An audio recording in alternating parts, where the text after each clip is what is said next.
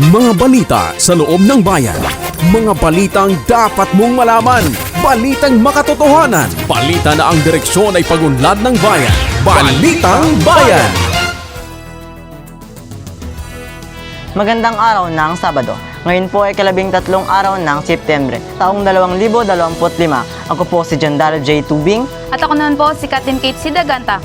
Kami po ang maghatid na makabuluhang balitang bayan na aming nakalap sa bayan ng Brooks Point ngayong linggo. Narito ang ulo ng mga balitang ihahayag sa atin ng Eliseo A. Lagrada Ublian National High School o ng Ublian News Team. Mga balita sa loob ng bayan. Mga balitang dapat mong malaman. Balitang makatotohanan. Balita na ang direksyon ay pagunlad ng bayan. Balitang Bayan!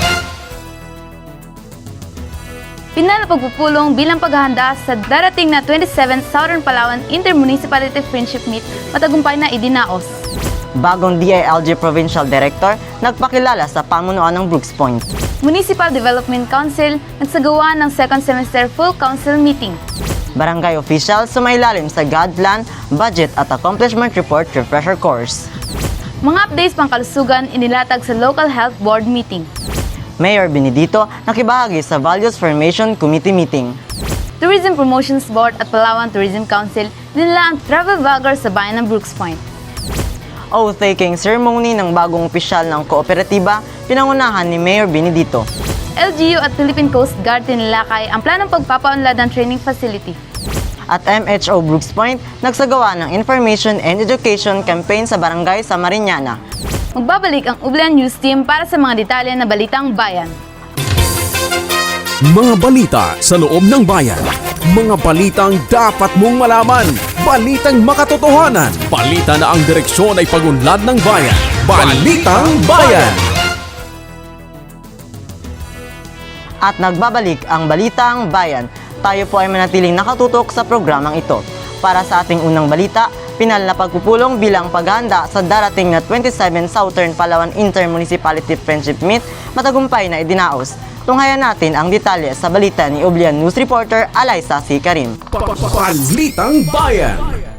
Maayos at matagumpay na isinagawa noong August 27, 2025 ang final meeting para sa nalalapit na 27th Southern Palawan Intermunicipality Friendship Meet. Dinaluhan ito ng mga kinatawan mula sa iba't ibang munisipalidad ng Timog Palawan sa SB Session Hall ng New Municipal Building, Barangay Tubtub, Brooks Point na siyang magiging pangunahing host ng aktibidad. Tinalakay sa pagpupulong ang mga pinal na detalye gaya ng uri ng laro, bilang ng manlalaro at tools and mechanics ng bawat kompetisyon upang matiyak ang maayos sa dalay ng programa at maiwasan ang anumang pagkukulang na maaaring makaapekto sa puntos sa mga kalahok. Nagkasundo ang lahat ng dumalo sa mga itinakdang at ituntunin at programa. Hinihintay na lamang ang takdang araw ng pagbubukas ng taunang patimpalak na naglalayong palakasin ang pagkakaibigan at samahan ng iba't ibang bayan sa Southern Palawan. Alaysa Karim, Eliseo A. Lagrada Ublian National High School, nag-uulat para sa Balitang Bayan.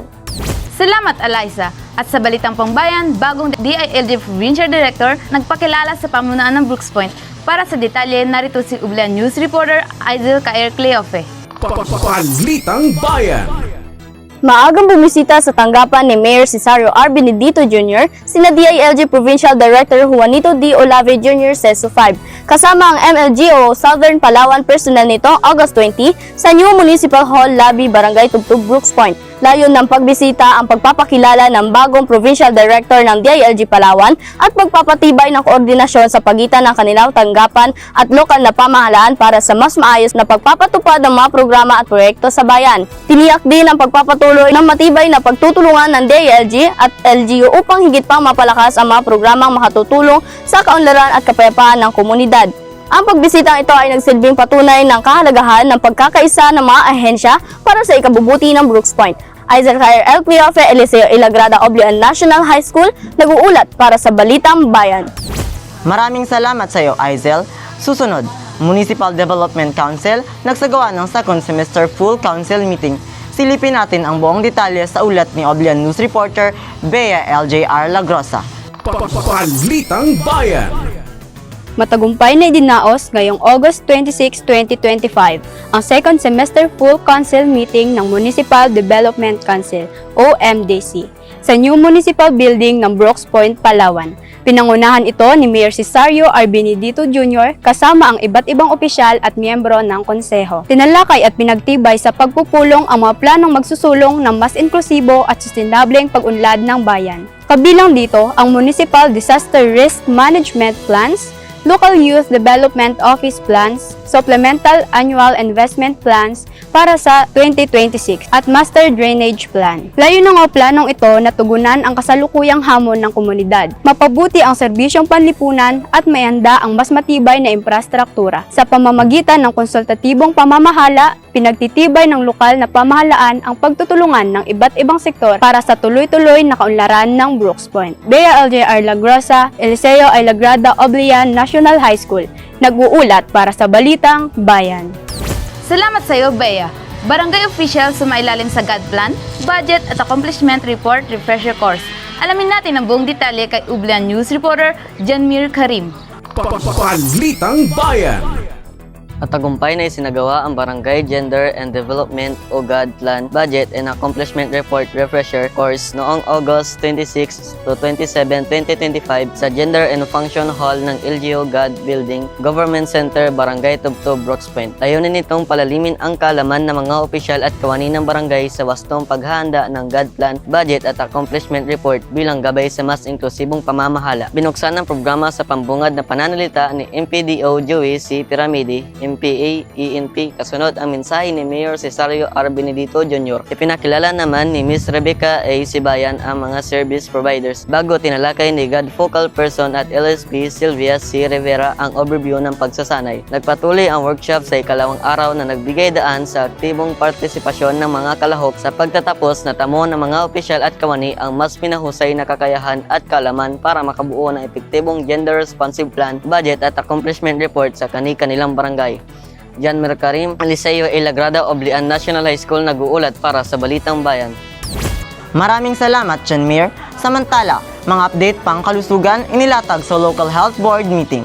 Narito ang ulat ni Oblian News Reporter Shireen G. Sugara. Balitang Bayan. Idinaos ng Municipal Health Office ang Local Health Board meeting nitong August 27, 2025 sa conference room ng New Municipal Building, Barangay Tubtob, Brooks Point. Tinalakay dito ang mga mahalagang programa at isyong pangkalusugan ng bayan. Kabilang sa mga agenda ang malaria intervention tulad ng deployment ng 66 malaria navigators mula sa DOH at ang nakatakdang mass drug administration. Inulat din sa maternal, newborn, child health and nutrition program ang 8,268 resident na gumagamit ng family planning, 505 na panganak, 432 bagong silang na sanggol na nabigyan ng proteksyon at 403 ina na matagumpay na nagpasuso sa BIMO facility. Tinampok din ang usapin sa mental health matapos may tala ang 2 kaso ng suicide sa Maasin at Maris, kung saan binigyan diin ang kalagahan ng maagap na suporta at mga programang nakatuon sa kalusugan ng kaisipan. Iprinisenta rin ang 65.1 milyong budget proposal para sa operasyon ng MHO sa 2026. Nanawagan ang pamahalaan ng Brooks Point sa lahat na makiisa upang maisulong ang mas ligtas at mas malusog na komunidad. Shireen Sugara, Eliseo Ilagrada Oblian National High School, nag-uulat para sa Balitang Bayan. Salamat sa iyo, Shireen. Susunod, Mayor Benedito nakibahagi sa Values Formation Committee meeting. Balitang hatid sa atin ni Ublan News Reporter Aizel Cayer Cleofe. Balitang Bayan. Matagumpay na isinagawa ang Municipal Values Formation Committee and Advocates Meeting ngayong Martes, Agosto 26, 2025 sa AgriWorld Convention Center, Brooks Point, Palawan. Pinangunahan ito ng Municipal Population and Development Office o MPO-PDO at dinaluhan ng mga opisyal ng bayan kabilang sina Municipal Mayor Cesario R. Benedito Jr., SB Stalwart Benedito, SB Richard Balean at SB Rogelio Badua. Dumalo rin sina Eddie O. Carpid mula sa Barangay Amas at Ruel E. Anding mula sa Barangay Imulnod. Layunin ng pagpupulong na higit pang pagtibayin ang mga programang nagtataguyod ng wastong asal, pagpapahalaga at pagkakaisa bilang pundasyon ng kaunlaran at pagkakaroon ng mas matibay na komunidad sa Brooks Point. Aizel Cayer L. Cleofe, Eliseo Ilagrada Oblian National High School, nag-uulat para sa Balitang Bayan. Maraming salamat sa iyo, Aizel. Samantala, Tourism Promotion Board at Palawan Tourism Council dinala ang travel vloggers sa bayan ng Brooks Point. Narito ang ulat ni Oblian News Reporter Bea LJR Lagrosa. Balitang Bayan.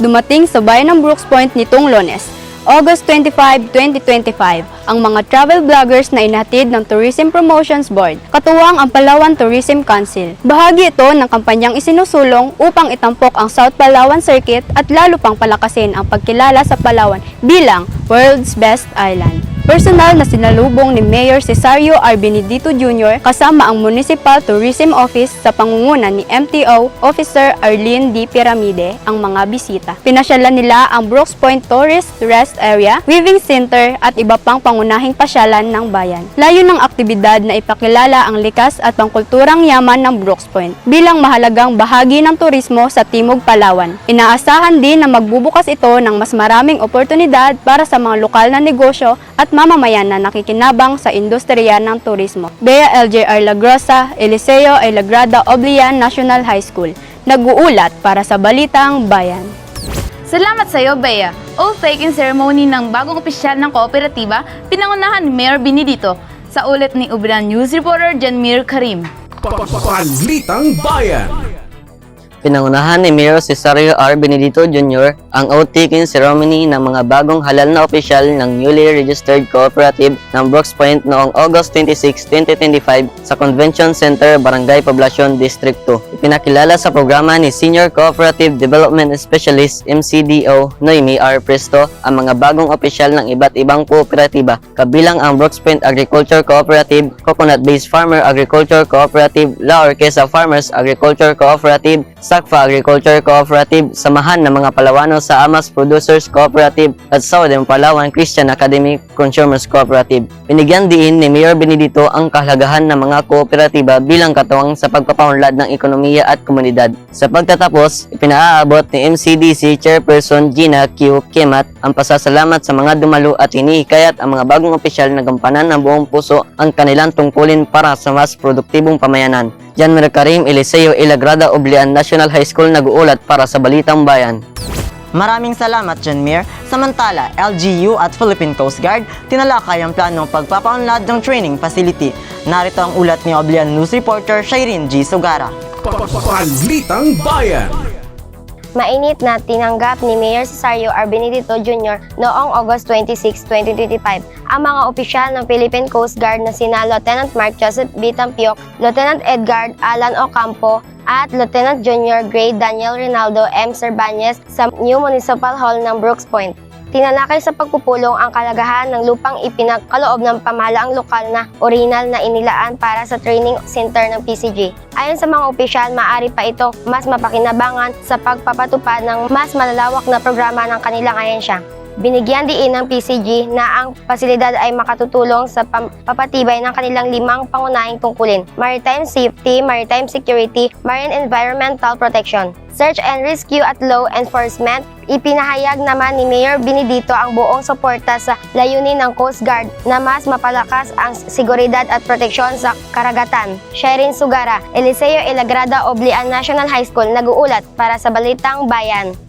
Salamat sa iyo, Shireen. At sa iMutual Brooks Point, nagsagawa ng Information and Education Campaign sa Barangay Samariñana. Balitang hatid sa atin ni Ublean News Reporter Eliza C. Karim. Balitang Bayan.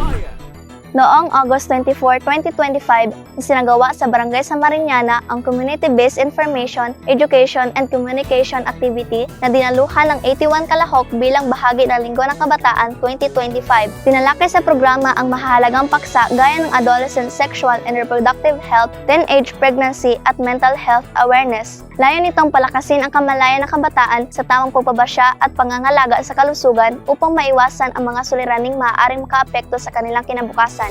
Inaasahan ng pamahalaang lokal na sa pamamagitan ng ganitong aktibidad, mas mahikayat ang mga kabataan na magresponsable at handa sa mga hamon ng kanilang paglaki. Nagsilbi rin itong plataporma para sa bukas na talakayan sa mga sensitibong usaping pangkabataan. Eliza Karim, Eliseo El Lagrada Oblian National High School, nag-uulat para sa Balitang Bayan.